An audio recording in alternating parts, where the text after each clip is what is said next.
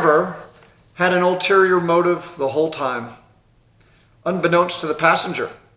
While the passenger had a general idea of where he needed to go on the east side, the driver had a very specific and opposite idea of where he was going to take this passenger. A very different direction than where the passenger wanted to go. He knew that the passenger wasn't an idiot and would figure out that he was not going the right way. The driver already planned for this. He played it cool. He was a good actor. He assured the passenger that they were fine and were going to get there no problem. He acted like everything was all right. He knew how to avoid confrontation and how to pacify his passenger's concerns.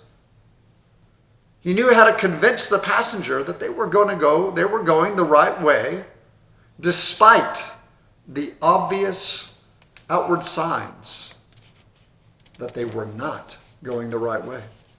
With every affirming and assuring statement that the Uber driver made, he was buying himself more and more time to get the passenger further and further away from his home and his desired destination, to the point where when the passenger fully realized that this is absolutely not the right way and he's in big trouble, that something was very wrong, it would be too late to leave and go back home. It would be too late. Trump is the driver. America is the car. And the citizens of America are the passenger. Again, Trump is the driver. America's the car. The citizens of America are the passengers. Before I say anything else about this parable and the interpretation, which I'm going to get into, please understand, again, look, I voted for Trump, okay? I didn't vote for Hillary. I voted for Trump. I agreed with a lot of the things that he was saying. Now, I will say I never owned a MAGA hat, and I never will own a MAGA hat. I don't have Trump memorabilia in my house or on my car. I was never that big of a fan of Trump, but I liked him a lot more than Hillary. I voted for him and I bought into his campaign promises. I, like others, believe that, maybe he's different. Maybe he wasn't bought and paid for like the rest. Maybe he really is anti-establishment and he could really help make America a better place. I thought he was different. I thought he would maybe fight for the people. I wasn't fully convinced, but I thought maybe he would. I was duped. I thought he was so much better than Billary, Bill and Hillary Clinton. I, like many others, was duped into buying into his campaign promises and into buying into who he was and what he represented. The citizens of this country have hired Trump, just as one would hire an Uber driver. They've hired Trump to take them to their desired destination, haven't they? Let's be honest with ourselves. Who is Trump really? Look at who he is. Look at his past. Look at what he said. Look at where he's from. He's a liberal, rich, proud, arrogant, fornicating, greedy idolater. That's who Trump is. From New York. Though he has, and by the way, always remember he's also a very successful actor. He is an actor. Remember The Apprentice? He's a successful, rich, greedy actor from New York who has transformed himself in these past years into appearing to be a conservative Christian who's patriotic, righteous, fair, noble, good-willed, appealing to the large amount of conservatives and Christians in this country. The passenger of the car, the citizens of the United States, they made it clear their desired destination to Trump. And they voted for him. They hired him as their driver. Ever since Trump picked us up as his passengers, he has not been taking this country in the right way. And it should not be a surprise to any of us, really. Many of us passengers, we told Trump through our votes, we want to go to a place. What kind of place?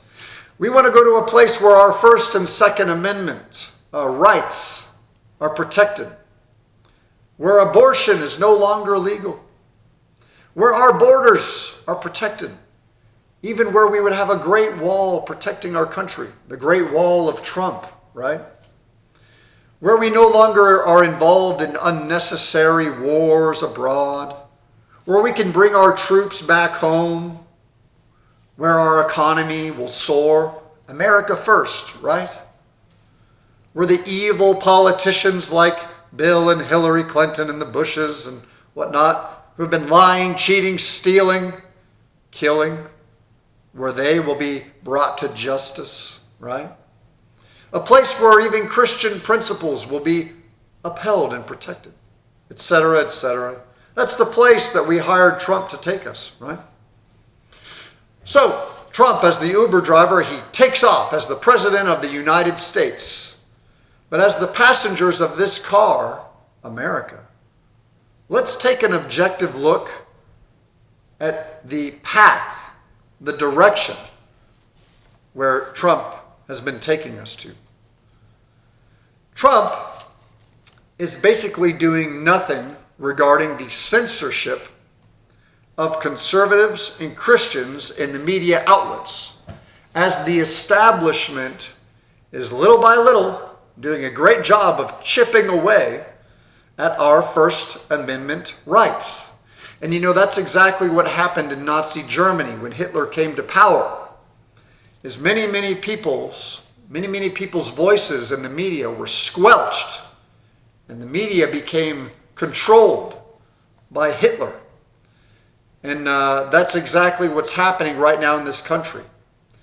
Many conservative and independent and Christian sites and channels are being censored, being demonetized.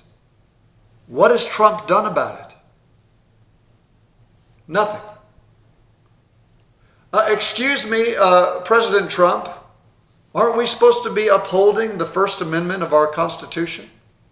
The driver, Trump, says as he looks back, don't worry, we will. Another point. Trump is cooperating in the chipping away of our Second Amendment rights to bear arms, protect ourselves. Don't believe it? Hey, he's banned the bump stocks. You got to ban those bump stocks, right? Excuse me, President Trump. I thought you were a pro-gun conservative president who was going to protect our Second Amendment rights. Oh, I am. Don't worry, says the driver. Trump is making no headway in the prosecution of politicians like Hillary Clinton and like Bill Clinton. What has he done? Excuse me, Trump. I thought that Hillary and the others would, be prosecuted and be put in jail. Don't worry, we'll get her. Wink, wink, says President Trump. Trump is hardly making any progress in the building of this wall, the Great Wall of Trump. Last time I checked, I think it may be like less than 50 miles have been finished. You can correct me if I'm wrong on that, but regardless, it's not very much. Even if it was 50 miles, whoop-de-doo. We have a 2,000-mile border. Excuse me, Trump. Next year is going to be 2020. Your first term is nearing its end. Will you finish the wall, to keep out the illegals and bad people? Trump says, don't worry, we're working on it.